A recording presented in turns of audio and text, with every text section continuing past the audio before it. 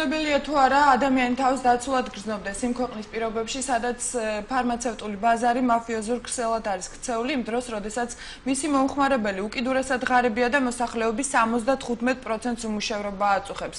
რა საფრთხის წინაშე დგას დღეს ადამიანის სიცოცხლე და რამდენად ითვალისწინებს ამ გამოწვევას ჯანდაცვის სფეროში არსებული სახელმწიფო პოლიტიკა, ვისთვის არის ხელმისაწვდომი ჯანდაცვა და რამდენად ეფექტურია დაზღვევის არსებული სისტემა. Აი ეს იქნება დღევანდელი ჩვენი გადაცემის თავისუფალი ტრიბუნის მთავარი თემები. დღეს არის 14 ივნისი, მოგესალმებით, მე გახლავართ ლიკანა ღებაშვილი და დღევანდელი გადაცემის ავტორები ვართ ჩვენ, საქართველოს ევროპელი დემოკრატები. მე სიამოვნებით გეტყვით, რომ ჩვენთან ერთად დღეს სტუდიაში იმყოფებიან ჯანდაცვის სფეროს ექსპერტები, ქალბატონი ირნა და ბატონი ზურაბ ფუტკარაძეები. მაყურებელს თხოვ აუცილებლად ჩაერთოს ჩვენს საუბარში გადაცემის მეორე ნახევრიდან და ვინაიდან გვაქვს ძალიან მცირე დრო, მხოლოდ 1 საათი იმისთვის, რომ ჯანდაცვის პრობლემები ნაწილობრივ მაინც ამოვწუროთ, ამიტომ თხოვ მაყურებელსაც და გადაცემის მონაწილეებსაც ვიყოთ მაქსიმალურად კონკრეტულები. მე ვფიქრობ, ზოგადად, როდესაც საუბრობთ ჯანდაცვის ხელმისაწვდომობის პრობლემაზე, ამ თემაზე უბრალოდ პოლიტიკური რიტორიკა, ჩემი აზრით, არის დანაშაული, მით უფრო, როდესაც საქართველოში ჯანდაცვის სფეროში არსებული პრობლემების სიმძიმე თანაფარდობაშიც კი ვერ მოვა მსოფლიოში არსებულ მასშტაბებთან. ამ შემთხვევაში, ჩემი აზრით, უსამართლო იქნება რაღაც გარკვეული ანალოგების მოყვანაც კი.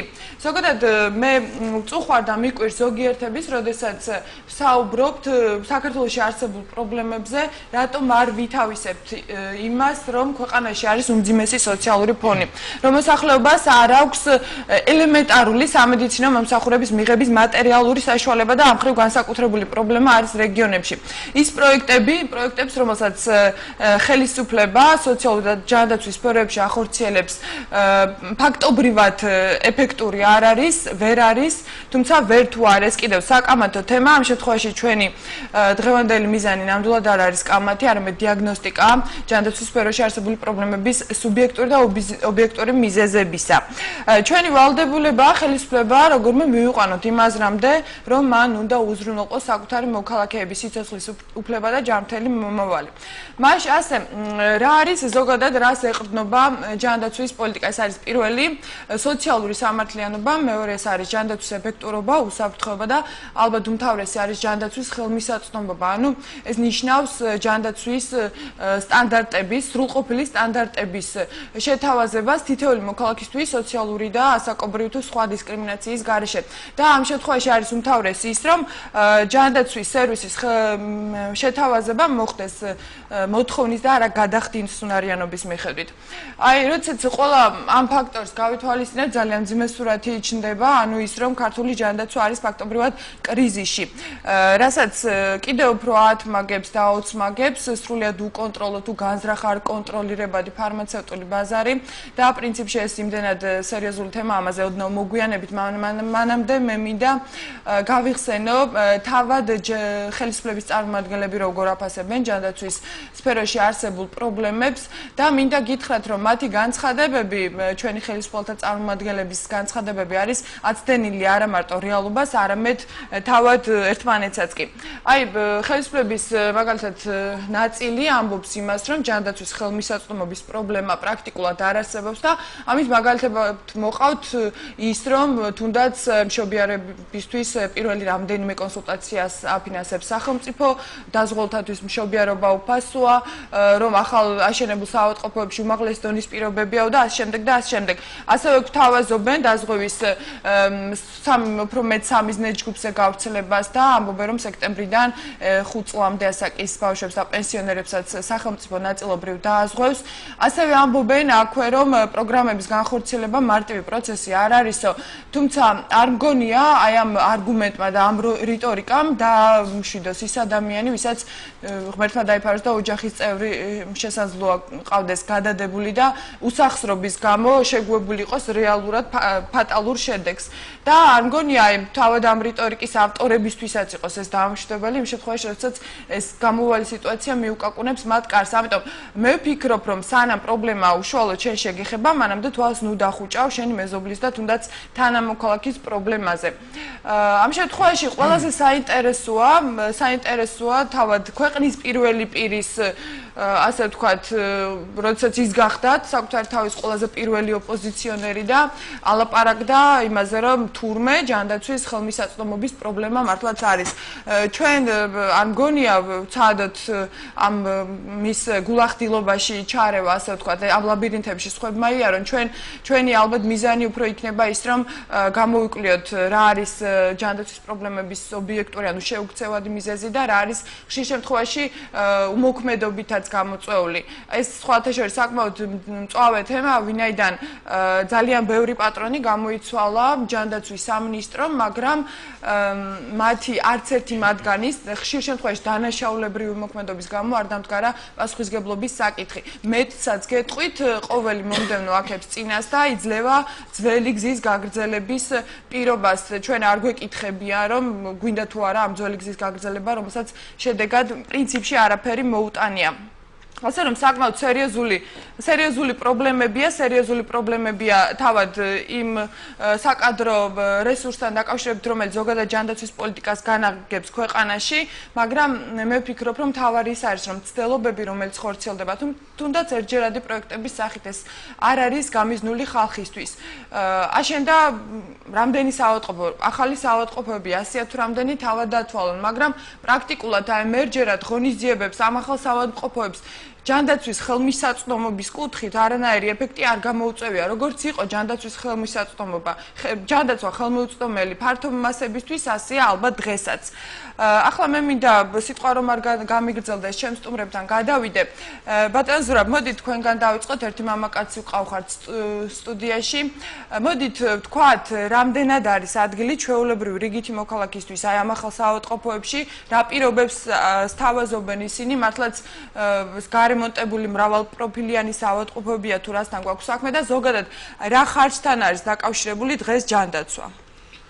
მოგესალმებით თქვენს ტელემაყურებელსაც. თქვენ მართალი ბრძანეთ, რომ კრიზისია დღეს ჯანდაცვა, მეტად მძიმე სიტუაცია არის ქვეყანაში. როდესაც დაიწყო 90-იან წლებიდან ესე ვთქვათ, მთლიანად ქვეყნის გრევა და ეკონომიკის გრევა, მათ შორის მოხდა ჯანდაცვის სისტემის გრევა, მიუხედავად იმისა, რომ ვითომ როგორც ანეთ მრავალი მინისტრი გამოიძვალა, ხელისუფლება შეიცვალა, მთლიანად მთავრობა ბევრი. 96 წლიდან დაიწყო ვითომ რეფორმები, კიდევ მახსოვს მინისტრი იყო ჯორბენაძე, მის ხელში, შემდეგ 2020 წელს სხვა რეფორმა დაიწყო, ვერ გაამართლა, შემდეგ თუ კარგად გახსოვთ თქვენ და ტელემაყურებელსაც 100 საავადმყოფოს რეფორმა იყო, რომელმაც ვერ გაამართლა, მერე იყო ხუთლარიანი ეგრეთ წოდებული დაზღვევა, რომელმაც ვერ გაამართლა. აი ესენი ყველა იყო არა გეგმაზომიერად, არ იყო გაწერილი ვადაში, თუ რა ეფექტს მოგცემდა. ყველა რეფორმა, რომელსაც ხელისუფლება ატარებდა, ყველა იყო გათვლილი პიარზე და თქვათ იმ წუთას ან არჩევნებისთვის, ან იმ წელიწადში რაღაც ეფექტი მიეცა, რომელიც ნამდვილად ეფექტს ვერ იძლეოდა. ახლა ჩვენ მოსახლეობას ვეტყვით, მინდა უთხრა, რომ ჯანდაცვაში მთავარი რა თქმა უნდა არის დაფინანსება, იმიტომ ყველა მიზის რომ სამეცნიერო მომსახურება ძვირადღირებული სიამოვნებაა. საქართველოში კი არა, ისეთ განვითარებულ ქვეყნებში როგორც ავიღოთ ამერიკა და თუ ევროკავშირის ქვეყნები, ვერც ერთი მოქალაქე ვერ შეძლებს რომ თავის თავზე აიღოს ის საკუთარი ხარჯები, კუნალობის ხარჯები.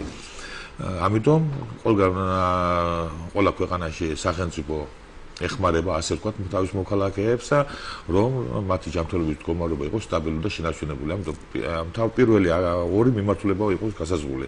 დაფინანსება როგორ ხდება ბიუჯეტიდან ჯანდაცვის და მეორე როგორ ხდება ორგანიზება. მე ორგანიზების გითხარით როგორ ხდებოდა და აი ახლაც კიდე როგორ ხდება ჯანდაცვის ორგანიზება, ამასაც მომავალში გეტყვით. რაც შეეხება დაფინანსებასა დაკავშირებით. ეს სულ მოსახლეზე მარტივად რომ ჩვენ მოქალაქეება გაიგო, ჩვენ რეგიონში ვართ, ასე ვთქვათ, მაჩაჩალა პოზიციაზე. ჩვენთან ერთ სულ მოსახლეზე ჯანდაცვის კუთხით გამოიყოფა 350 დაახლოებით 350 $. წელიწადში. როცა აზერბაიჯანში 450 $. არის გამოყოფილი ეწუზე. თუ არავიღოთ რუსეთს, რომელიც საბჯერ მეტია $1000-ზე ეს მოსახლეზე და რომ აღარ ვთქვათ ყველა ევროკავშირის ქვეყნებზე, სადაც 4-5000 $-ია, ხოლო შეერთებულ შტატებში 7-8000 $-ამდე ეწუზე ჯანდაცვის კუთხით გამოყოფილი თანხები. აი, იმიტომ აქედან არის გამოწვეული ის, რომ ასეთი მძიმე სიტუაცია, იმიტომ როგორმე უნდა იფიქროს ხელისუფლებმა, რომ სხვა პიარულ ბიუჯეტის მუხლეს მოაკლონ და რაც აუცილებელი ადამიანებისათვის აი გადმოისროლონ ესა თანხები.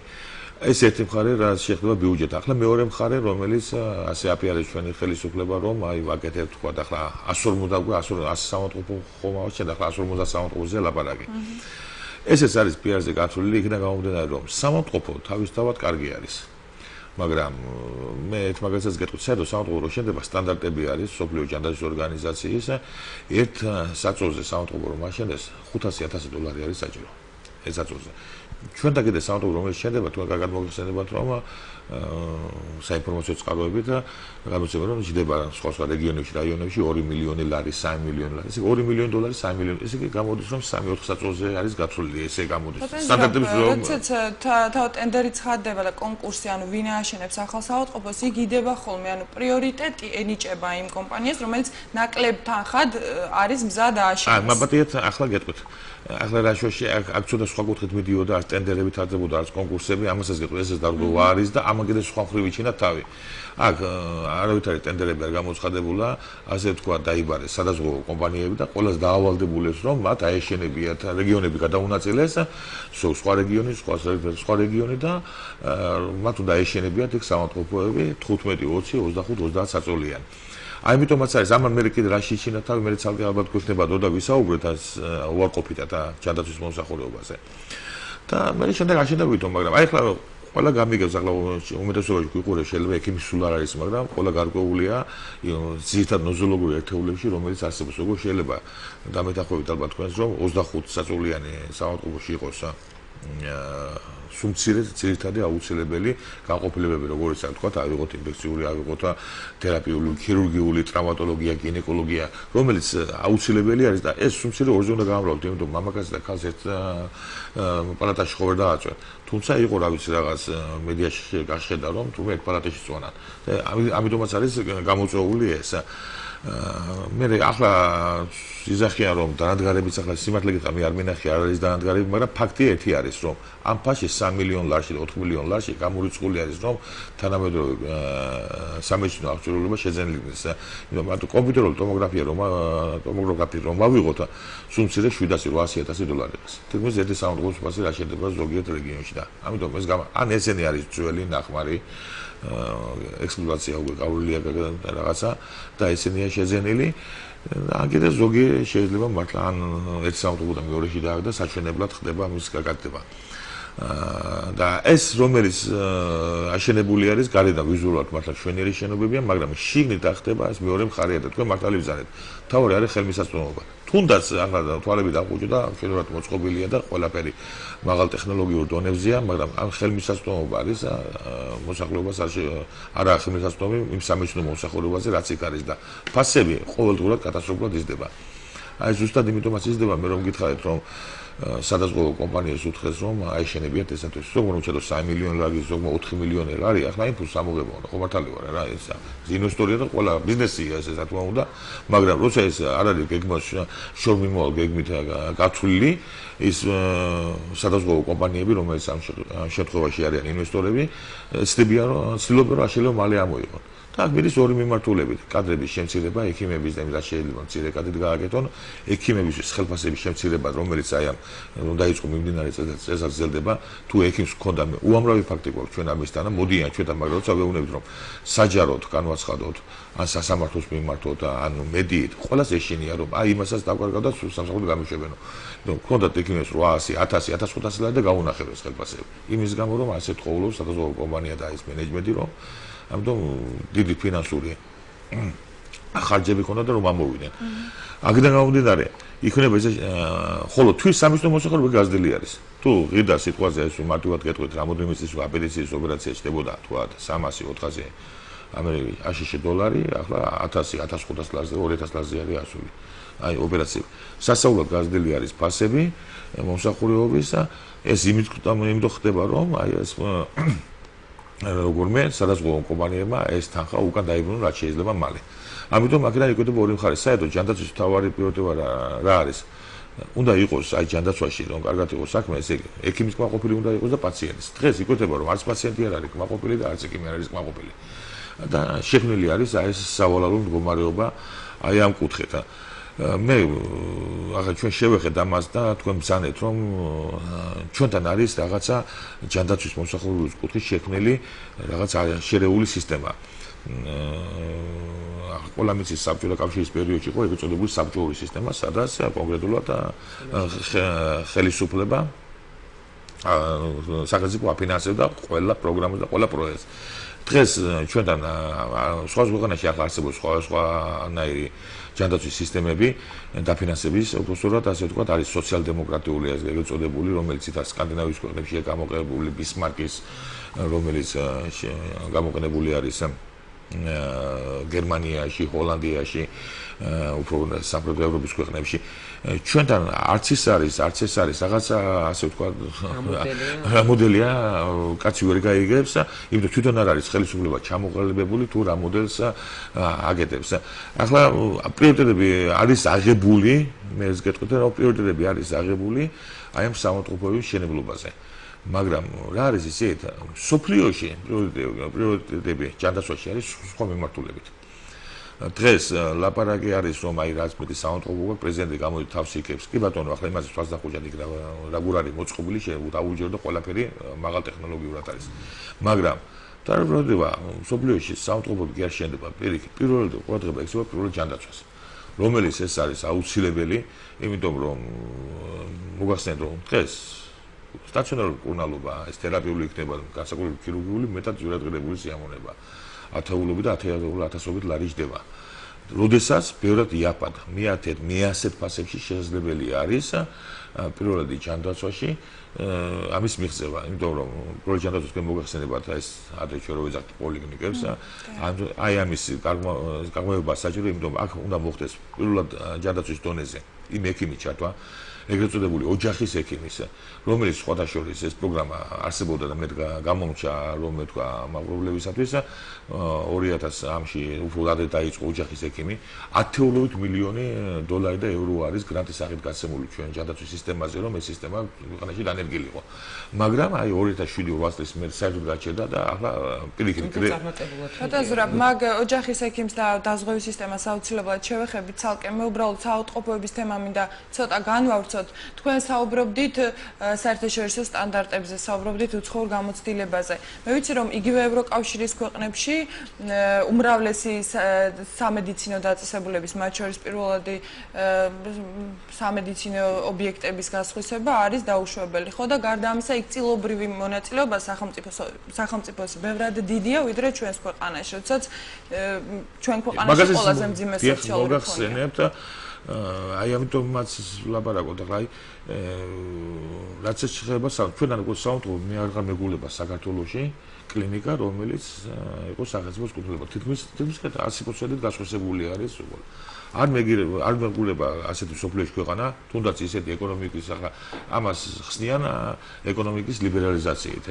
აი ბატონი პედუქიძე და მისი მიმდევრები მაგრამ რა არის ეს ეკონომიკა გასაგები არის გამიგია ყველა სფეროში მაგრამ ჯანდაცვას ეკონომიკა გასაგებია მაგრამ აქ ცოტა სათუთი სფეროა ეს რომელიც ადამიანის ჯანმრთელობას ეხება საქმე ასე არ შეიძლება ყველაფერი გასხვისდეს და მოხდეს ეს ეკონომიკური თვალსაზრისით გასათვალისწინებელია ჩავარდები რომ ეს არ არის მომგებიანი სფერო არ უნდა იყოს ყოველ შემთხვევაში არ არის რეალურად არ არის შესაბამისად ამას უფრო სხვა დატვირთვა უნდა ქონდეს ხალხადანაირნი ჩვენ საუბრობდით მომგებიანობაზე. პრინციპში, როდესაც საუბარი ადამიანის სიცოცხლის და ჯანმრთელობის დაცვაზე, ხო აქ ძალიან რთულია ისაუბრო რაღაც ბიზნეს ენაზე და ბიზნეს ტერმინოლოგიაზე. თუმცა, ხო, როდესაც აი იგივე ჩვენს ასე მონაცემებზე საუბრობთ, სოფლიო ჯანდაცვის ორგანიზაციის მონაცემებით ერთ სულზე უნდა იხარჯებოდეს დაახლოებით $80 ექვივალენტი თანხა. ამ რეკომენდაციას ჩვენ და რამდენიმე ქვეყანა, მათ შორის აზერბაიჯანი, ჩვენი მეზობელი ტაჯიკეთი ასევე ვერ ვასრულებთ და აი ამ შემთხვევაში ყველაზე დიდი წილი თითოეული ჩვენთაგანის მოქალაქეების ჯიბეზე მოდის, ხო? ანუ სამედიცინო მომსახურების ხარჯებთან დაკავშირებით. მაგრამ ამ შემთხვევაში ჩვენი ქვეყანა უფრო გამოირჩევა. ანუ გარკვეულად ყველა აღიარებს იმას, რომ ამის მიზეზი არის ის, რომ მედიკამენტებზე ძალიან გაზრდილი და ხელოვნურად გაზრდილი ფასებია. აი ეს ოლიგოპოლიური სამკუთხედი რაც შეიქმნა ხელოვნურად განზრახტულ კონტროლის არქონის გამო, ხო, სერიოზულ პრობლემას უქმნის საზოგადოებას უღარიბეს ფენას მით უმეტეს და ფაქტობრივად ღარიბს კიდევ უფრო აღარიბებს და ღატაკს კლავს, ხო? ანუ აი შეიძლება თუ არა არის თუ არა რაიმე მექანიზმი, რომ ვებრძოლოთ ამ ფარმაციულ დაავადებას, ასე ვთქვათ. ისიც არის ხა ზურაბი, როგორც ჯანდაცვის ექსპერტი უფრო დეტალურად და სიღრმისეულად ისაუბრებს, მე უფრო უფლებადაცვის სფეროში მოღვაწეობ, შესაბამისად გამომდინარე იქიდან, რომ ჩემთან ძალიან ბევრი ჩვენს ორგანიზაციაში ძალიან ბევრი მოქალაქე მოდის, ძალიან ბევრი პაციენტი მოდის, რომელსაც დაარღვა უფლებები, შესაბამისად ძალიან ბევრ ინფორმაციას ვფლობ თუ რეალურად რა ხდება ამ სექტორში და ამ სეგმენტში. ძალიან მნიშვნელოვანი არის ის, რომ დღეს ჩვენ საუბრობთ და ბატონი ზურაბიც და თქვენ საუბრობდით და დიდით რომ დაუთმეთ ხელმისაწვდომობაზე, ხო, ჯანდაცვის. ხარისხზე რაღაცა თითქოს ნაკლებ ყურადღებას ვიჩენთ, ხო? ამ პრინციპში ეს ხელმისაწვდომა და ხარისხი უნდა ერთ კომპლექსში განვიხილოთ. ჩვენთან რეალურად ირღვევა პაციენტის უფლებები, როგორც ხელმისაწვდომობის თვალსაზრისით, ისევე ხარისხის თვალსაზრისით, ამიტომ არის რომ უამრავი შემთხვევები არის, უამრავი გარდაცვალების შემთხვევებია, უამრავი, თქვათ, რაღაცა საექიმო ლაფსუსები იპარება და ასე შემდეგ და ამგვარად. აბსოლუტურად გეთანხმებით ლიკა, რომ საქართველოში დღეს ძალიან მძიმე მდგომარეობა ამ თვალსაზრისით, ხელმისაწვდომობის თვალსაზრისით, ეს ხარისხი კიდე ჩემთვის პირადად უფრო სერიოზული თემაა, ერთ-ერთი სერიოზული თემაა, მაგრამ ეს ცოტა ხანი გვერდით გადავდოთ. ხელმისაწვდომობის თვალსაზრისით, რა თქმა უნდა, უდაოდ ძალიან ცუდ დღეში იქნება საქართველოს მოსახლეობა, იმდენით, რამდენადაც თვითონ სოციალური ფონი არის ძალიან მძიმე, ძალიან რთული, თქვენ დაასახელეთ ციფრი უმუშევრობის, მართლა ძალიან დიდი უმუშევრობა და ამ ფონზე შესაბამისად სამედიცინო მომსახურება საკმაოდ ძვირადღირებულია, ისედაც ძვირადღირებულია. კავშირი, რა თქმა უნდა, აბსოლუტურად ლოგიკურია, თქვენ რაც ბრძანეთ, კავშირი ერთ-ერთი ამ სამედიცინო მომსახურების სიძვირის ერთ-ერთი გამომწვევი, ერთ-ერთი და არა ერთ-ერთი არის, რა თქმა უნდა, ეს მაღალი მედიკამენტებზე მაღალი ფასები. ახლა იცით რა არის, აი მე უბრალოდ აღარ ვიცი რომელ თემას შევეხო და რა კუთხით შევეხო, იმდენად ყველგან გვაქვს მიმოფანტული და ყველგან საკმაოდ სერიოზულად ცუდი მდგომარეობა გვაქვს. ჯანდაცვა დაავადებული. დიახ, იცით რა, თქვენ აღნიშნეთ ოლიგოპოლია, ხო? რა თქმა უნდა, ფარმაცევტულ ბაზარში ეს უკვე დიდი ხანია გამძაფრებული და დამკვიდრდა რეალურად. მე მახსოვს და ზურაბი და მეთანხმება, როდესაც მედიკამენტებზე ფასები ეტაპობრივად იზრდებოდა და დღემდე იზრდება და განსაკუთრებით არის პერიოდები, როდესაც საკმაოდ ისეთი სწრაფი ტემპებით იზრდება ხოლმე მედიკამენტებზე ფასები. აი, როდესაც ჩვენ რაღაც მაშინ განგაში ზარს ავტეხავდით ხოლმე, ანუ რაღაც უკვე ღიად ვაფიქსირებდით ჩვენ პოზიციას, რომ არ უნდა მოხდარიყო და ეს გამოწვეული არის აბსოლუტურად ამ ზუსტად ლობისტური კომპანიების ხელოვნური ზრდა არის, მაშინ გვეუბნებოდნენ, რომ ხან სავალუტო ვალუტის ნავთობთან და ასე შემდეგ. მაგრამ სხვათა შორის საინტერესოა ისიც, რომ წამალი, ჩემი ინფორმაციით არის ის საშუალება, რომელიც საზღვარგარეთთან შემოდის დაუბეგრავად. ну ამ შემთხვევაში არ უნდა კონდეს დამატებული ღირებულება. არა, არის ჩვენთან მედიკამენტები, არის იცით როგორ არის. აი 2008 წელი იყო, მე მგონი ზურაბ, ჩვენ ჩავატარეთ ერთ-ერთ არასამთავრობო ორგანიზაციას და სადაც ზუსტად ფარმაცევტული ექსპერტები იღებდნენ მონაწილეობას. 10-ში იყო, ხო, ძალიან ცნობილი ექსპერტები. ჩავატარეთ გარკვეული კვლევა და ზოგიერთ მედიკამენტებზე იყო 900%-იანი მატება, 800%-იანი, 600%-იანი. ეს კიდე ცალკე თემა არის, მაგრამ აი ამ რეალურად ამ ეტაპზე თუ არ იქნება სახელმწიფოს კეთილი ნება, ამ თემას არაფერი არ ეშველება მერწყვნეთ, იმიტომ რომ თქვენ იცით ფარმაცევტული კომპანიები როგორ არიან დღეს ბაზარზე, რეალურად ეს არის ავერსი PSP და GPC, აი ეს ორი კომპანიანი, რომლებიც თვითონ არის შემოტანები, თვითონ ახდენენ საცალო ბაზრობა, რეალიზაცია, ანუ ყველი ბაზარი მათ ხელზე თვითონ ადგენენ ფასებს, მართალია ეს კერძო სტრუქტურებია და იცით რა კერძო სტრუქტურას კიდე გარკვეული რაღაც ის უნდა თქვა ხო, ხელი შეწყობა, მაგრამ აქ იმდენად აქ უკვე ლიბერალიზაცია მობილიზაციაზე არ არის საუბარი. აქ უკვე არ ვიცი, ალბათ უფრო მეტად შეიძლება ვიხმაროთ ხოლმე რაღაც უფრო თავხედურ ნაბიჯებს აქვს, თუ ნაბიჯებს აქვს ხოლმე ადგილი. რა თქმა უნდა, ეს კომპონენტი, როდესაც შემდეგ ემატება ასეთი მაღალი მედიკამენტებზე ასეთი გაზრდილი ფასები, როდესაც ემატება მე თვითონ კონსულტაციასა და სხვადასხვა თქვათ ოპერაცია ექნება თუ კონსულტაცია ექნება თუ სხვადასხვა ტიპის სამედიცინო მანიპულაციას, ეს ერთობლიობაში უკვე მაღალი ფასია და მაშინ როდესაც ნახევარ საქართველოს მეტი უმუშევა არის, რა თქმა უნდა ეს მძიმედ აისახება, ხო? ეხლა ქალბატონო ირნაბეთებით კიდე თუ შეიძლება ამ წამთან დაკავშირებით ახლა აგარიზით რომ მაღალი არის ფასი, რა თქმა უნდა მაღალი არის ბევრად და თან ახლა თქვენ მოსახლეობა მისის ჩვენი როდესაც წამალი არის თქვა საფირმო დასახელება და არის შემო გენერიკები რომელიც უფრო დაბალ ფასიანია. ბრენდი რეალურად არც არის. ჩვენ ბრენდები ნაკლებადაა შემოდის, ციდალ გენერიკები შემოდის ჩვენ ქვეყანაში და ისიც შემოდის ინდოეთიდან ძირითადად პაკისტანიდან და ესეთი ქვეყნებიდან და თავარს ეს არის ესე რაწამალია რა ხარისხის არის გამიგეთ რა ხარისხის არის ჩვენთან არსებობდა წამლის სააგენტო სპეციალურად რომელიც აკონტროლებდა თუ რაწამალი შემოდიოდა მას უნდა გაევლოა აქ წინასწარ ნებართვა შედახმება უნდა ყოფილიყო და შესაძლებლობა. შემდეგ ეს გამარტივდა იმის გამო რომ აი ჩვენ ევროკავშირიდან შემოვთ თუ ევროკავშირში და ამერიკაში ესე წუწამლებს ხომ არ დალევენ და აი ამიტომ ეს იყო мотивация. და ამიტომ საერთოდ გამარტივდა ეს და პირდაპირ შემოდის და აი ამ დროს ახლა ფარმაცევტულ კომპანიებმა გამონახეს სხვა გზა ინდოეთიდან და იქიდან შემოდის რომელიც მე პატრიოტები ინდოეთიდან და პაკისტანს მაგრამ ფაქტია იქ თვითონ ვერ აკეთებენ ამ რეგულაციას და ჩვენ და რაწამლები შემოვა მე თვითონ ამიტომაც არის კარგ ვარიანტი აწამლება შეიძლება არ მოკლას ადამიანი, მაგრამ არ გადაგარჩეს ეს ყველაზე კაი ვარიანტი და იმიტომაც ამდენი იხარჯება წამაში ჩვენი მოქალაქეები ხარჯავენ და შედეგს ვერ ღებულობენ. იგივე მკურნალობის პერიოდში, ახლა არც ერთ ქვეყანაში არ ხდება დაუმატებ წილი ჩვენთან წამლის წილი სადაც 50%-ზე მეტი 55% არის წამლის. ბატონო ზურაბ, მოდით მაყურებელი ყავს ძალიან დიდი ხანია ბათუმიდან გველოდება, შავრთოთ და გავაგრძელოთ შემდეგ. დიახ, გისმენთ. დიახ, გისმენთ. გამარჯობა. უკაცრავად ეს შემთხვევით გუშინ მესაუბრი ზუსტად თქვენი კოლეგები იყვნენ.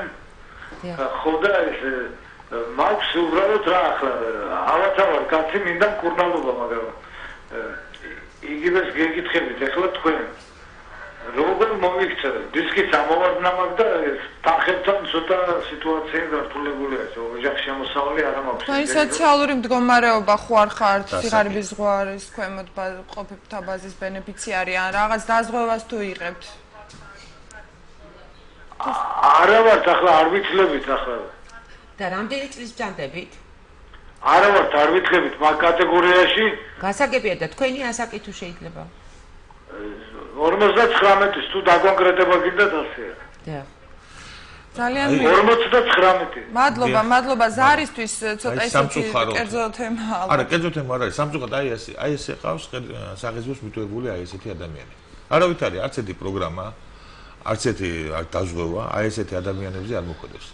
მე და ეს არის ყველაზე მძიმე სიტუაცია ქვეყანაში და ესეთი აი მოქალაქეები და გასაგებია არიან ათასები და ათეულათასობით რომელიც საღიზოს მიტოვებული ყავს საერთოდ და აი როგორ იმკურნალებს თვითონ და მართლა მისი მკურნალობის ხარჯები ათეულათასობით დება ოპერაცია და ისიც კიდე რთული ოპერაცია და ძვირადღირებულისა და შეიძლება კიდე ჯანდაცვის სამინისტროში არსებობდა სპეციალური კომისია რომელიც რაღაც აი ეს სიტუაციებს თვითონ სწავლობდა და რაღაც გარკვეულ შემთხვევაში აფინანსებდა ალბათ უმრავლესობისთვის ეს არ არის ასევე ხელმისაწვდომი ხო თუ შესაძლოა ახლა ეს კომისია მუშაობს საერთოდ თუ კომისია მუშაობს არის ეგეთი ეგრეთწოდებული რეფერალური პროგრამა რომელიც წლიდან წლამდე ამ პროგრამაში ჯანდაცვის კუთხით მცირდება ბიუჯეტში ხარჯები სადაც მე თუ არ ვსწრებს 2 მილიონი ლარია თუ 3 მილიონამდე ეს არის სხვაში წვეთი და იმდოლაბა როგორ ყველა ამისანა მოქალაქეები არიან ძალიან ბევრი და ალბათ ვერ გაწვდება რა ვიცი შეიძლება უნდა მიმართოს ამ მოქალაქეებს როგორ ჯანდაცვის სამინისტრო შეიძლება ბელმა გაუღიმოს და დააფინანსონ რა მაგრამ ისის 100% არა თანა დაფინანსება არის მაინც იქაც ყოფილად 80% აფინანსებს თუ ყველაზე კარგ ვარიანტში სახელმწიფო და 20% მერე გადასახდელი ხდება პრინციპში ჩვენს ქვეყანაში იმდენად მძიმე სოციალური სიტუაცია როდესაც უმუშევრობა არსებობს მასშტაბების იღარიბე ხო აქედან გამოწვეულია ძალიან ბევრი დაავადება. ამდენ ადამიანს უმკურნალო ხშირად მესმის ხოლმე და ძალიან არ მომწონს ხოლმე რბილად რომ თქვათ ეს ხელისუფალთა განცხადებები რომ ისიც რა აი რესურსი არ აქვს სახელმწიფო ბიუჯეტს. თუნდაც ჩვენ როდესაც ევროკავშირზე ვლაპარაკობდით ხო ჩვენთან როგორ არის სახელმწიფო ბიუჯეტის რაღაც დაახლოებით მაქსიმუმ 3% ხმარდება ჯანდაცვას ან ჯანდაცვის დაფინანსებას. როდესაც სხვა ქვეყნებში ძალიან დიდი სხვაობაა ჩვენს 15% ევროკავშირის ქვეყნებში საშუალოდ 15% ხო და ეს ხარჯები რაც იხარჯება ვითომ რეფორმების განსახორციელებლად ვითომ ახალი საავადმყოფოების საშენებლად სინამდვილეში არც ეფექტი მოაქვს და ეს ხარჯებიც არის ტყუილად გადაყრილი თანხა ხო ასე გამოდის რეალურად აი ჩვენ ხო ვსაუბრობთ რომ მაგალითად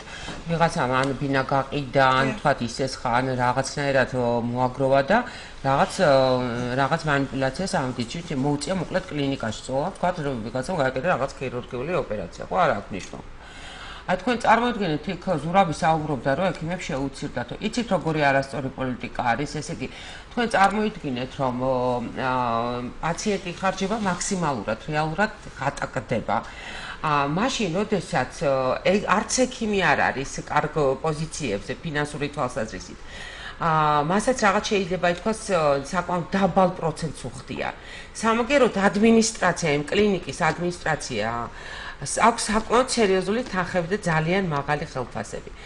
ანუ იმდენი ჭრილი არის, იმდენ სეგმენტებად შეიძლება დაიყოს ეს ყველაფერი და აი იმდენად შავბნელი რაღაც სიტუაციები არის, რომ ამას ერთი სატკერა რაღაც ალბათ ნერვიად მესმის თქვენ რაზე საუბრობთ ის რომ ექიმის პროფესიაც საქართველოში ვერ დაფასდება, იმიტომ რომ ზოგადად მაღალანაზღაურებადი სამსახური დღეს საქართველოში არის მხოლოდ სახელმწიფო სტრუქტურაში მაღალ თანამდებობებში, მაგრამ მისი თქმა მინდა, როდესაც ადამიანი ავადმყოფი, რომელმაც უსახსრობის გამო თუნდაც აი თითის გაჭრის შემდეგ მიაკითხა, ანუ არ მიაკითხა და ეს გაურთულდა და საბოლოოდ აღმოჩნდა რაღაც გამოვალ სიტუაციაში, ხო, როდესაც მისი გადარჩენის საკითხი კითხვის ნიშნის ქვეშ დგება, აი ძალიან ბევრი შემთხვევა ყოფილა და ძალიან წუხვა, რომ იმის გამო რომ ფული არ მოუტანია, ექიმს ოპერაცია არ გაუკეთებია და დასრულებულა ყველაფერი ძალიან ცუდად.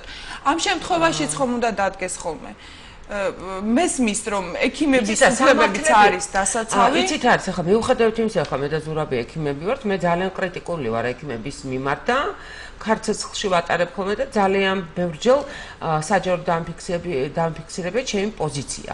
და მე ვთვლი, რომ აი დღეს სამედიცინო სფეროში ამ სისტემაში რა მდგომარეობაც არის, დიდი წილი ამ ექიმების ბრალი არის, იმიტომ რომ მათ თავის დროზე რომ ამოიღოთ ხმა, რომ ჩართულიყვნენ, გააქტიურებულიყვნენ, უფრო არ იყო გამორიცხული, რომ ცოტა უკეთეს მდგომარეობაში აღმოჩენილიყავ, მაგრამ თვით გადარჩენის ინსტინქტი ამუშავებდა თვითონ მათგანს და შესაბამისად აი ეს არავინ ესეც დანაშაულებრივი მოქმედება ალბათ მაგრამ იცით არის დიახ სანამ ზარი შემოვიდოდე სამართლებრივად მასი არ არის იმიტომ რომ აი ზურაბი იტყვის ჩვენ ყავდა ერთ-ერთი ბენეფიციარი იყო რომელმაც ვერ გადაიხადა და რეალურად იცით რომ აი სამართლებრივად მე გავშალოთ ხო ზურაბ როგორ არის ხა ექიმს ვერ მოთხოვ პასუხს ექიმ აი შეიძლება რაღაცა საკმაოდ მწვანე ურგენტული შემთხვევა არის და ექიმს უფლება არ აქვს რომ მიიღოს უფლება არ აქვს რომ მიიღოს გესმით სამართლებრივად მე მაგალითად მივიყვანე სამართლებრივთან ერთად ხომ არის მორალური მაბატია თქვენ მაშინ მორალურზე გეტყვით ერთ რამეს რა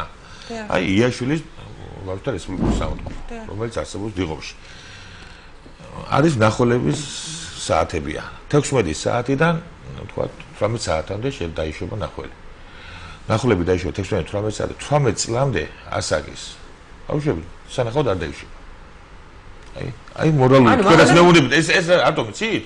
რატომ იცით?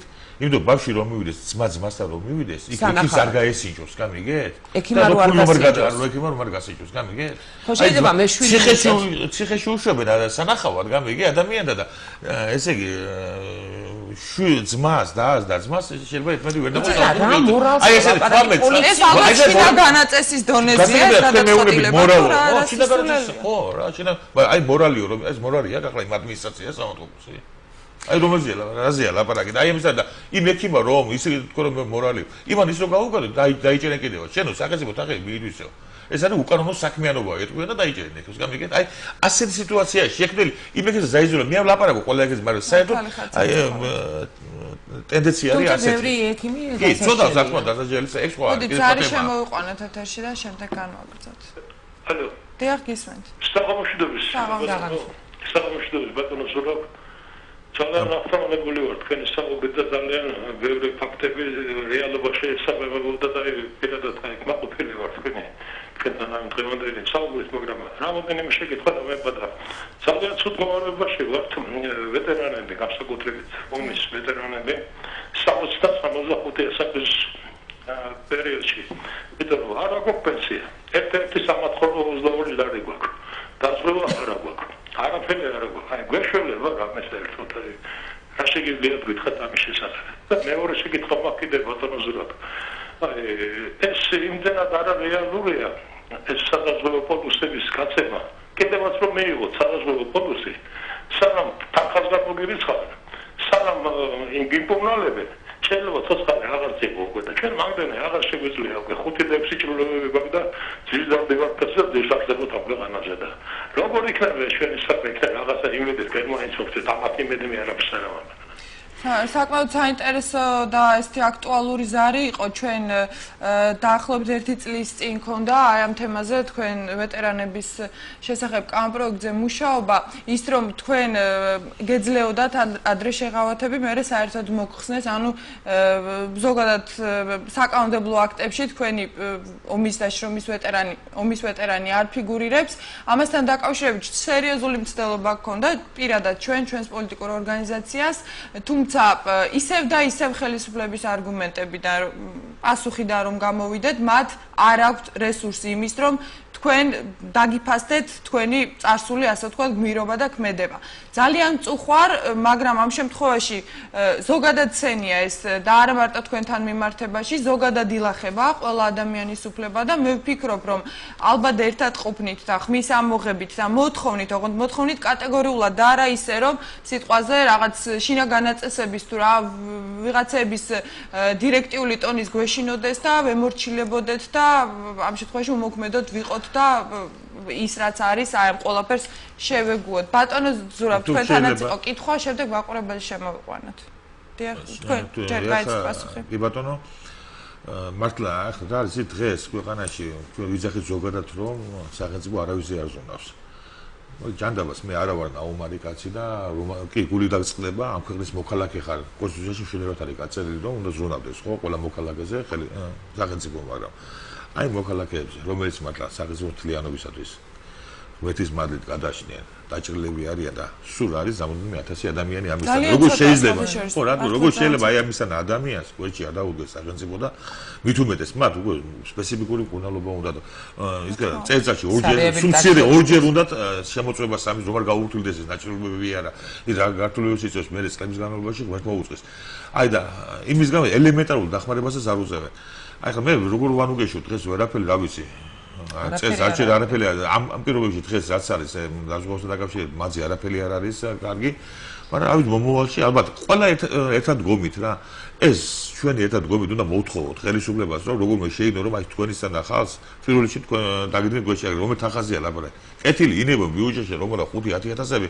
მოიგრან ყველა 1000 ლარი და ეყოფა სულამად რა გამიგე და მეორე იყო კიდე დაზღვევასთან დაკავშირებით რომ მე ვეთაყვები რომ საერთოდ ეს პრობლემა დაზღვევა ახლა ცალკე თემა არის იმ კუთხით რომ ახალი შემოსულია ჩვენ და ქვეყანაში საკუთრად იკვეთება ხო სამისო დაწესებულება პაციენტი და სადაზღვევო კომპანია ეს ფაქტია ფული აქვს სადაზღვევო კომპანიას ყოველთვის რომ ფული არ გაწეს და დაიდოვოს იმ პრემიას იდოს და მეტი მოგება ექნება აქაც სახელმწიფოს უნდა იყოს და რა თქმა უნდა აქ ჩვენა ვარ და თუ ვინმეს ასეთი ფაქტები ექნება რომ აი დაჩაგრავენ თუ და იგივე სამისო სადაზღვევო კომპანია რომელიც ეკუნის დაზღვევის მუხლები და თქვა იმას არა უნაზღაურებს და ახლა ჩვენ მაქსიმალურ გვერდში დაუდგებით სასამართლოს დონემდეც კი ქონდა ჩვენ ამისანა ფაქტები წელსაც გასულ წელსაც და ჩვენი კლიენტებს ვერ დავარქეთ ის ბენეფიციარები მოგებულები დააშნიან აი ამ კუთხით რომ ამაზე აუცილებლად მინდა გადაცემის ბოლოს ვისაუბროთ ახლა მაყურებელია შემოვიყვანოთ და დაზღვევის თემა დიახ გესმენთ გამარჯობა მე მინდა დაზღვევას შევეხო დიახ მე კომპანიაში მუშაობ და ვარ დაზღვეული. თუმცა დაზღვეული ვარ ჩემი კორპორატიულად თქვენ ხელფასიდან დაკავებით. ჩემ კომპანიას, ჩემი კომპანია იძულებული გახადა მთავრობამ რომ ეს გაეკეთებინა. უკაცრავად ტელევიზორს დაშორდით ცოტა. ჩვენ წინააღმდეგები ვიყავით საერთოდ მომუშავე პერსონალი. იმიტომ რომ ხელფასიდან გვიკავებენ ყოველთვე 20 ლარს. ნუ ეხლა ყველა ხო არ არის ისეთ მდგომარეობაში რომ არის მას ანავანტყოფდეს თან რაღაცა მაგრამ პირადად მე ჩემსაც მოგახსენე მე ესეთი სიტუაციას შევესწარი ესე იგი რა ხდება ეხლა სადაზღვევო კომპანიებში და როგორ არის სიტუაცია მე ვარ გულით ავანტყოფი გული მარტოხებს და როდესაც ვრეკავ სადაზღვევო კომპანიაში რო ექიმთან ჩავეწერო ესენი მეუბნებიან რომ ესე იგი ექიმს დღეს არ ცალია ჩაეწერეთ 4 შაბათს 5 შაბათს მე თუ ავანტყოფი ვარ ხო არ დაუწყებ იმას ლოდინს როდის რა იქნება და რანაირად იქნება ავანტყოფი ვარ მე იმ წუთში მჭირდება ექიმი ხო მე იძულებული ვარ გამოვიძახო სასწრაფო წავიდე სამედიცინო რომელიღაც დაწესებულებაში გადავიხადო ფული ესე იგი მე მეუბნება კი ხარ დაზღვეული მაგრამ ავანტყოფო მეუბნება რომ უნდა გადაიხადო შენი ჯიბიდან და მე სადაზღვევო კომპანია დაგებუნებს იმ თანხას გასაგებია თქვენ ეხლა ეს ერთი ბოდიში ეს ერთი მეორე ამბავი აი რა ხდება იმიტომ არ გაამართლებს იცი საქართველოში ეს ყველაფერი ეხლა მეორე რაც შეეხება სადაზღვევო კომპანიები ესეთ რაღაცას აკეთებენ ყველა სამავანტყოფოებში როცა მიდიხარ პირადად ექიმთან 40 ლარია გადასახდელი სადაზღვევო კომპანიიდან გაგზავნილ სამავანტყოფოებში 60 ლარი მე ვიხდი პროცენტს რო გადავიანგარიშოთ საერთო ანგარიშიდან მე ვარ წაგებაში მე ისე მირჩევლია მაგალითად PSP-ს კლინიკაში მივიდე და 40 ლარი გადავიხადო ვიდრე სადაზღვევომ გადაიხადო 60 ლარი და მე პროცენტი გადავიხადო აი ამასთან დაკავშირებით თუ შეიძლება გასაგებია სამწუხაროდ ეს თქვენ რაც მოყევით არა მხოლოდ თქვენთვის არის თქვენი ასე ვთქვათ შემთხვევა ეს ზოგადადაც უკვე ტენდენციად იქცა ძალიან ბევრი ადამიანი თითქმის აბსოლუტური უმრავლესობა ვინც დაზღვეულია ვისაც ძალით ყოველ შემთხვევაში საკუთარი არჩევანით არ აზღვევენ ხშირ შემთხვევაში ყველა საყვედური არის ის რომ ჯერ დღეებით უწევთ რიგში დგომა ოჯახის ექიმთან ჩასაწერად შემდეგ ოჯახის ექიმს დღეები ჭირდება იმისთვის რომ სპეციალისტთან გაუშვას იმ სპეციალისტს კიდევ რიგი აქვს ცოცხალი უნდა მიიღოს შემდეგ კიდე შესაძლოა სხვაგან გადააგზავნოს და ალბათ რაღაც მარტივი დაავადება შეიძლება გაიზარდოს და ანუ ვერ იმკურნალოს და ეს პრაქტიკულად წყალში გადაყრილია ხო ეს დაზღვევის და ბატონმა რომელმაც დაიკავა ეთახმები მაგრამ იქნება დაწუნებული ვარ ესეთი პრობლემები არის უნებია ხან ექიმსაც ძალიან მაგრამ ამის გამოსავალი ბატონის უფრო ადვილია ეს კორპორატულად არის დაზღვეული ამას შეუძლია სადაზღვეო შეიცვალოს არ მოწონს ეს სადაზღვეო კომპანია იმიტომაც არის ჩვენთან არის რომელიმე უკეთესია არის ბატონო ყველა ჩვენ ხო საუბრობთ რაღაც გარიგება იქ არა ახლა თანდ ეს არ არის მაგათ ჩვენზე კონკურენცია მიდის და ყველას უნდა რომ მეტი კლიენტი ყავდეს და იმასთან ფლადესის არ არის რა გარიგება არ არის მაგრამ კორპორატული როცა არის მესმის ახლა თან იქ რა დაზღვევაზია როგორ არის კორპორატული დაზღვევას ყველა თავისი ხელშეკრულებები აქვს და როცა სახელმწიფო აზღვევს რასაც ჩვენ ვიღაც სიღარიბის ყარს ქვემო და აი ხა პენსიონერების და ბავშვების დაზღვევა იქ კიდე სხვანაირი სიტუაცია არის იქ პირდაპირ აქ ყოველ შემთხვევაში შენიღმულად არის რომ აი რიგია ქარცალია თქვა ვიღაც ჩინოვნიკია იქ ექიმია თუ რაღაცა საშუალებს და ან თვითონ სახელმწიფო თავიდანვე დევს რომ შენ არ ცხოვრობ დემოკრატიულ ქვეყანაში კონსტიტუციაში კანონი ჯანმრთელობის დაცვის შესახებ წერია პირდაპირ რომ ადამიანს უფლება აქვს ამოირჩიოს სამედიცინო დაწესებულება ამოირჩიოს ექიმი ვისაც უნდა იმკურნალოს და ამ დაზღვევით კიდე ვერ არჩევს იმიტომ თბილისში თქვენ კარგად ახლა სიღარიბის ყარს ქვემოთ მხოლოდ ალფას ქონდა დაზღვევა რეგიონის ასე იყო და აი ახლაც ეს ახალი მთავრობის ადგილები რომელიც სექტემბრიდან შემოდის სადაც ხდება სტუდენტების დაზღვევა პენსიონერების ბავშვების ხო შესული პასუხისმგებლობის სულ დაახლოებით 800-მდე ბენეფიციარი არის ამათიც ასევე მოხდება პირდაპირ იმაზე რომელსაც სახელმწიფო ამოარჩევს უბრალოდ გამორჩეული იმ რეგიონებში რომელიც არის თქვა რაიონებში გააგრძელებენ ისინი ამათ მაინც არ შემიძლია დაგეთანხმოთ ბოლომდე იმაში რომ თუნდაც ეს კორპორატიული დაზღვევის დროს შესაძლოა კონკურენციას კონდეს ადგილი მე ჩემი ბევრი კოლეგის ჟურნალისტური გამოძიება მაქვს აკითხული და ბევრი ადამიანისგან თითქმის ყველასგან ვინც დაზღვეულია გამიგია რომ ასეთი პრობლემები არის ხშირად და თავად სადაზღვეოს მუშაკები ეუბნებიან რომ იცით სხვაგან არის უკეთესი მდგომარეობა ექსპერტებს იმის ეჭვიც აქვთ რომ ეს გაჭიანურება დახურება, იმიტომ ხდება, რომ მეორედ აღარ მოაკითხოს. და ეს ხარჯებს ხო? არა, მე რას გაუნებოდი, რას ლაპარაკობ, თეორიულად მაინც არის აქ შესაძლებელი სხვაგან მიხვიდე და აი იმ შემთხვევაში ეს მოჭილი გაკვირდები ხაღალზე კანონი გიწერია ვერ ვიმართოთ, გამიგე და აქ ყოველ შემთხვევაში პოლიტიკოსი საკუთარ თქვენ თუნდაც პოლიტიკოსი ზარდები თუ გიცნობენ, მაგ შემთხვევაში შეიძლება მოგემსახურონ. არა, მაგაზე ლაპარაკობ, თუნდაც პოლიტიკოსი იციან ხოლმე ესეთი ლაპარაკი, რომ აი ბატონო, კანონში ხომ წერია, ახლა ვიღაც შენობა დააშავა და იმას მიმართე და აი ესე და მაშინ სხვას მიმართე. აქ პირდაპირ კანონი გიგზავნოს სხვას მიმართო, გამიგეთ? ეს თეორიულად მოჭილი გაგზაა და იქ რაღაცა მაინც არის, მაგრამ მე ვლაპარაკო, კი, მეტახო ეს კიდე ერთი ნაკლი რა არის, ეს ჩვენი კულტურა ყო ზოგადად თლიანად, ჩვენი საზოგადოების დაზღვევასთან დაკავშირებით არის, ბევრს აი ეგეც არის, როცა აი თქვა სადაზღვევოსო, ჩვენ მქონია ცხელი ხანძი გვირეკავენ, გვეუბნებია, რომ აი მეკუთვნის ეს არ გამიკეთა ეს, მეკუთვნოდა ოპერაცია არა, აი რიგში თქვა მოსისმენად 6 თვე კი არა 7 თვე გამიხადა, 8 თვე გამიხადა.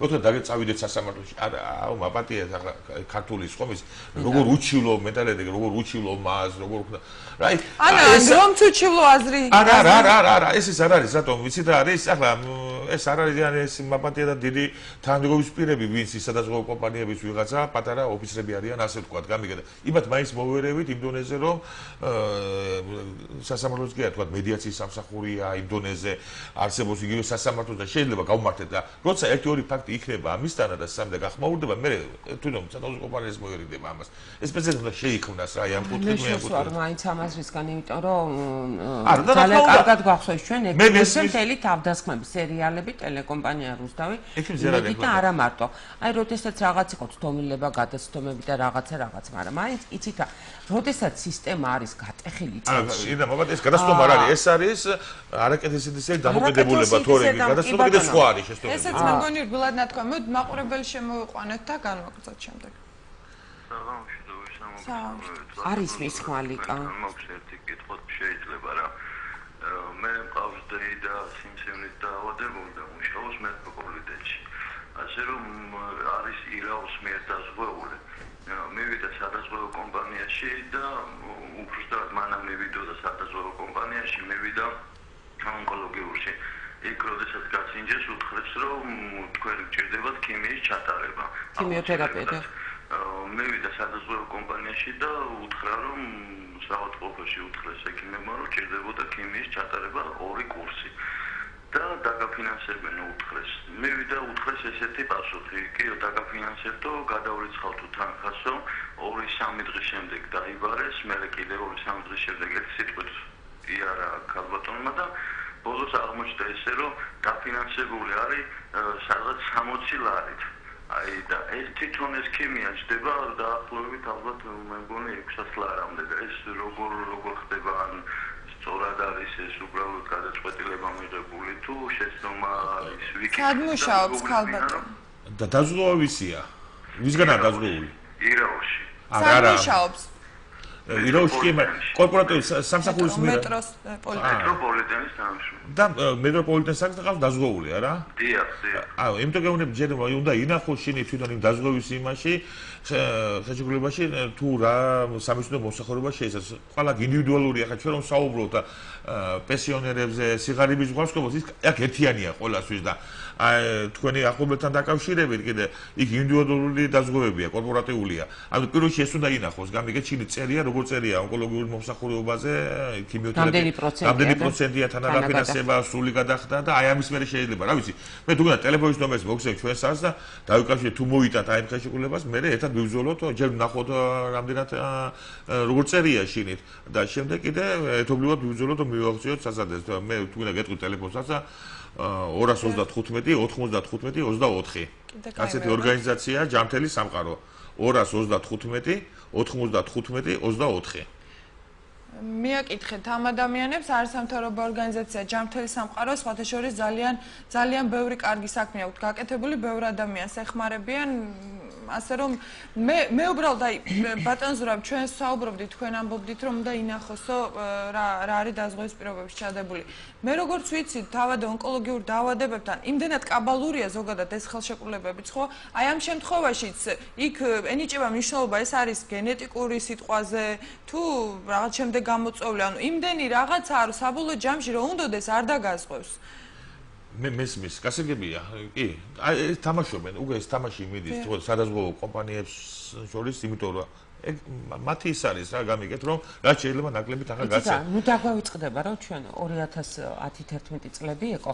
და როდესაც თვითონ პრეზიდენტი გამოგზავნა და ძალიან საჯაროდ დაადანაშაულა სხვადასხვა კომპანიები და თქვენ გახსოვთ მაშინ კონტროლის პალატა ჩაერია და ერთი ამბავი იყო ატეხილი 50-იან და 60%-იან მოგებაზე მუშაობენ დღევანდელი ჩვენი სხვადასხვა კომპანიები. და სხვადასხვა ამიერკავკასიაში რაოდენობით და ინფრასტრუქტურით განვითარებით არიან პირველები. და თქვენ წარმოიდგინეთ, როდესაც ნებისმიერი ბიზნესი მუშაობს 50-60%-იან მოგებაზე, ეხლა იქ რა მომსახურებას გააგიწევს ნებისმიერი სხვადასხვა კომპანია ეცდება რომ დაბალი ხარისხის და სამედიცინო მომსახურება გაგიწევს ზუსტადაც გადაგივადოს, დაგღალოს, ასჯერ მიგიყვანოს რიგში ჩაგაყანოს.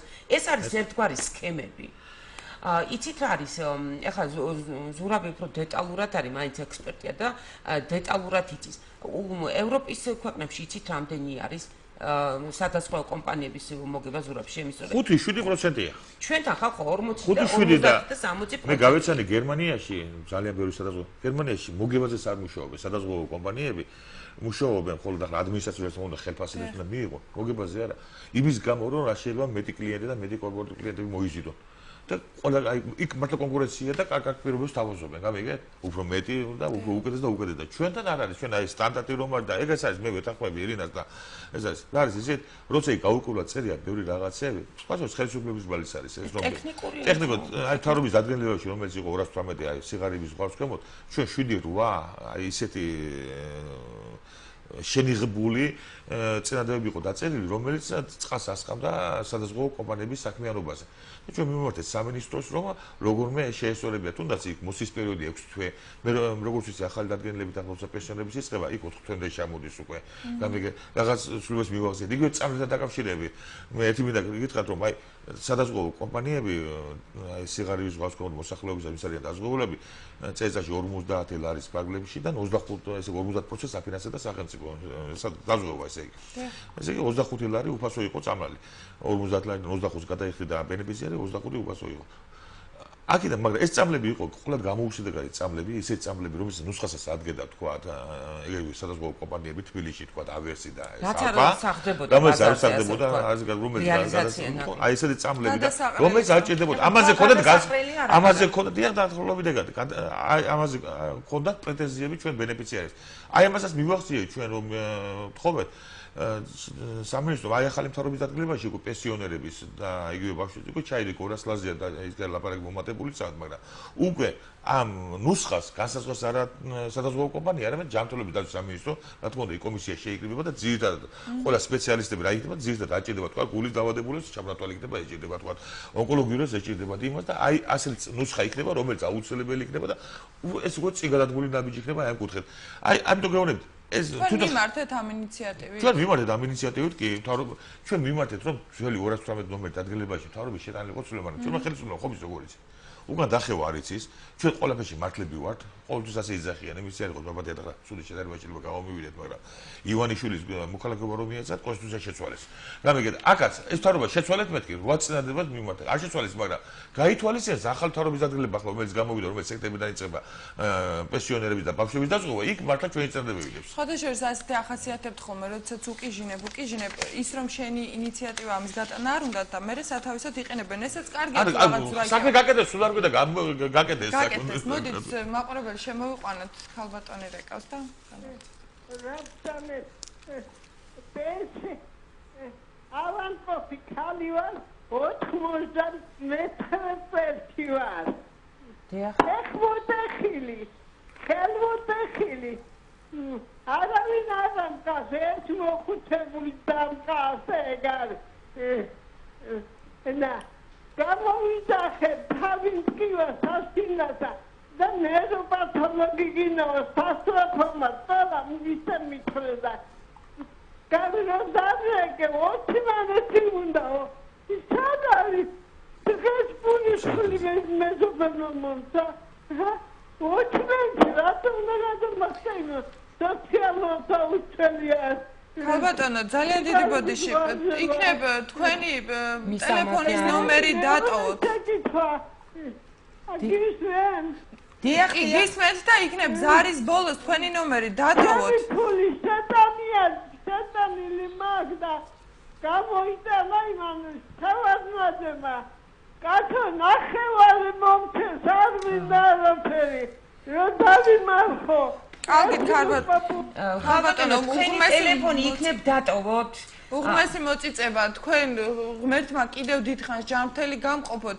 ჩვენ უბრალოდ გთხოვთ იქნებ დატოვოთ დარეკოთ კიდევ ერთხელ არა სტუდიაში დატოვოთ თქვენი ნომერი ჩვენ აუცილებლად დაგეკონტაქტებით და ყველანაირად რაც შეიძლება თქვენს გვერდით გვიმყოფეთ. უკაცრავად არ შეიძლება მართლა ამ ზარს მოусმინო მშვიდად აი რეალურად ეს არის მე სულ ვცდილობ რომ არ ვიყვე რაღაც რადიკალური განცხადებებით არ გავაკეთო უფრო ნუ რაღაცა კორექტულად მოვიქცე მაგრამ ხანდახან არ გამომდის ხოლმე ეხლა ვფიქრობ კაცო ეს ის ქვეყანა სადაც 99 წლის მოხუცი რომელსაც არავინ არ ყავს როგორც თვითონ ბრძანა რეალურად უსახსრობის გამო რეალურად ხდება. ეს არის ქვეყანა, სადაც წლის და 9 თვის ბავშვი შიმშილით გვიკვდება, რეალურად ეს არის. ნუ ეს არის ტრაგედია, რაც ეს არის წეხან დაარეკა ვეტერანმა, ხო, ინვალიდმა, რომელსაც ალბათ რამდენიმე ომში მონაწილეობა აქვს მიღებული. მითუმეტეს ჩვენმა თაობამ იმდენი ომი გადავიტანეთ. ეს ის ქვეყანაა, სადაც ვეტერანები, რომლებიც სოციალური პირობების გაუმჯობესების გამო რაღაც შიმშილობდნენ და აქციას მართავდნენ და თხოვდნენ ხელისუფლებას, რომ იმიტომ შიმშილობდნენ, იმიტომ მართავთ ეს აქციას, რომ მოგვაქციეთ ყურადღება, რომ ელემენტარულად პურის ფული არ გვაქვს, რომ დააპატიმრეს ხალხო და დააჯარიმეს. და მე შევცხავ, როდესაც ეს არის შემოვიდა, რამე ხომ არ იცითო გვეკითხება. არაფერი არ არის დღეს სამწუხაროდ ამ კატეგორიისთვის. აი ეს არის ჩვენი რეალობა. ჩვენ ვსაუბრობთ სადაზღვევოზე, ხო? სადაზღვევო სისტემა, სადაც ტრაგედია 50-60%-იან მოგებაზე მუშაობენ და რეალურად ესაც ერთგვარი მაქინაცია არის, იცი, მაქინაციური რაღაც ისინი აქვთ ჩართული მექანიზმები და საკმაოდ სუსტი, მალევე იშიფრებიან. ესე იგი, რა თქმა უნდა, ესე იგი, რეალურად პაციენტი, ჩვენ ყველანი პოტენციური პაციენტები ვართ, ეს არის კერძო დაავადება, ვირთით საკმაოდ სერიოზული თანხებს და რეალურად ვერ ღებულობთ ვერაფერს. ნუ არ ვიცი ეს რა გვჭირს. ერთი რაღაცა თუ შეიძლება ჩავერთვები და გეტყვით, აი მე ვლაპარაკობ აუცილებელია პირველ რიგში ჯანდაცვა, იმიტომ რომ რა იცით, თუ არ მოხდა თავიდან, თელ სოფლიოში ასე არის რა. იგივე აი წელიწადში ორჯერ ევროკავშირის ქვეყნები ამერიკაში ყველა იკეთებს გამოკვლევას რომ უფრო ადვილი არის შემდგომ პირველ სტადიაზე თქვა იგივე კიბო ავიღოთ ბევრად ადვილია ხო ბევრად ადვილია კორონალური და მეოთხე სტადიაში თითქმის უკვე მოუჩენელია ასე არის ყველა დაავადებაში ამიტომ პროფილაქტიკური გამოკვლევას აქვს უდიდესი მნიშვნელობა რა თქმა უნდა და ჩვენთან და არ ხდება ამას ან დაკავშირებით არაფერი ახლა მე გეტყვით რა მინდა იცით იგივე ფულთან არის დაკავშირებული და იმიტომ აი ავერსი რომელიც აზღვევს უფრო ალფა რომელიც აზღვევს სიღარიბის სხვა მოსახლეობას თავიდან პირველი ჯანდაცვის ობიექტის გაუფრთხილება ხელშეკრულება 1 ლარი და 20 ცენტზე მოსახლეობას თითო მოკალაგის შემდეგ გავიდა 3 და დააკლო 1 ლარზე ჩამოიყვანა შემდეგ ჩამოიტანა 80 ცენტზე არგინდა თუ კარგად იყავი სხვა დაუდება რომ ისი მაგათ ყავთ კიდე თავიანთი პოლიკლინიკები ასე ვთქვა პირველი ჯანდაცვის ობიექტები და ის გააკეთეს ან არა და ფულს იმას თავისიანებს მისცემს ზურაბ უკაცრავად დამოთარებიეთ რა აი ეს არის რა არის ისი აი ამის გულისათვის სადაზღვევო კომპანიის ხელმძღვანელს დაისაჯოს როგორ შეიძლება რომ აი ასე უცირე ფულს იმის გამო რომ 80 ცენტად როგორ უნდა მოესახოს ადამიანს ხო დღეს 80 ცენტი ავტობუსის მზარდობაგის მარტო და აი ამის არის უკლეს ჯერ ისედაც მცირე სასწებია გამოგრებული კიდე უკლებს სადაც იმიტომ მერი მოგება რომ ნახო სადაზღვევო გამიგე ის პოლიკლინიკაც იზოლებულია რომ აი ამ დონეზე 80 ცენტად დაუდოს და ისის მერე ვერ შეება და წესიერ სამიზნე მოსახლეობას ვერ უტარებს იმ ბენეფიციას რა კი მაგრამ მე აუცილებლად მინდა აღვნიშნო რომ იწურება აუცილებლად მინდა აღვნიშნო ორი რამ ერთი ის რომ დღეს რეალურად საკმაოდ სერიოზული რაღაც ის მუშაობს საქართველოში ამ სამედიცინო სტრუქტურებში ესე იგი ფარმაცევტული კომპანიები კლინიკები და სადაზღვევო კომპანიები ერთი ადამიანის ფლობენ ეს არის მთელი ტრაგედია ეს არის მაგაზია საუბარი სამკუთხედი რა თქმა უნდა ეს არის უდიდესი ტრაგედია და ერთი მე და ზურაბი შევეხეთ სადაზღვევო სისტემას ერთი რაღაც უნდა იცოდეს მოსახლეობა კარგ აწყობილ სადაზღვევო სისტემას არაფერი არ ჯობია სადაზღვევო სისტემა თუ გამართულად მუშაობს ხართ დაცულები მაგრამ სამწუხაროდ ჩვენთან არაფერი არ მუშაობს. ეს იდეალური სურათია, რომელსაც არ ვიცი რამდენი წელი დაჭირდება აქამდე რომ მივახცეთ. სამწუხაროდ ჩვენი დრო ამოიწურა. მე უბრალოდ რაღაცა მინდა გავიხსენო. თქვენ გახსოვთ სულ ცოტა ხნის წინ პრეზიდენტი ნოქალაქევში იყო, სადაც სკოლა გახსნა, შემდეგ მარტვილში გადავიდა, იქ სამედიცინო ცენტრი გახსნა, იქ საკმაოდ საინტერესო რაღაც თქვა, რომ თურმე ჯანდაცვის ხილმისაწვდომობის პრობლემები კიდე არისო, აღიარა. მაგრამ ბოლოს უფრო საინტერესო დაასრულა, როდესაც თქვა, რომ მოდი ჯერ ჯანდაცვა შევქმნათ და შემდეგ ხილმისაწვდომობაო. მე მგონი ძალიან უახლოეს წარსულში ყველას გვახსოვს, როგორ გარდაიცვალა გველის ნაკვენისგან 3 წლის გოგონა. იმის გამო, რომ მისთვის მარტივი პროცედურის შრატის გაკეთება ვერ მოახერხეს ექიმებმა. აი ბატონო პრეზიდენტო, სანამ თქვენ ჯანდაცვა შექმნით, მანამდე ჩვენ ყველა დავიხოცებით და იმ უბრალო მიზეზის გამო, რომ ადამიანები ამდენ ექსპერიმენტს უბრალოდ ვერ გაუძლებენ. ამიტომ წუხვარ, მაგრამ უნდა შეგახსენოთ, რომ ყველა სახელმწიფოში პირველი არის ადამიანი და ყველაფერი უნდა კეთდებოდეს მხოლოდ ადამიანებისთვის. ძალიან დიდი მადლობა ყურადღებისთვის. მე მომავალ შეხვედრამდე გემშვიდობებით.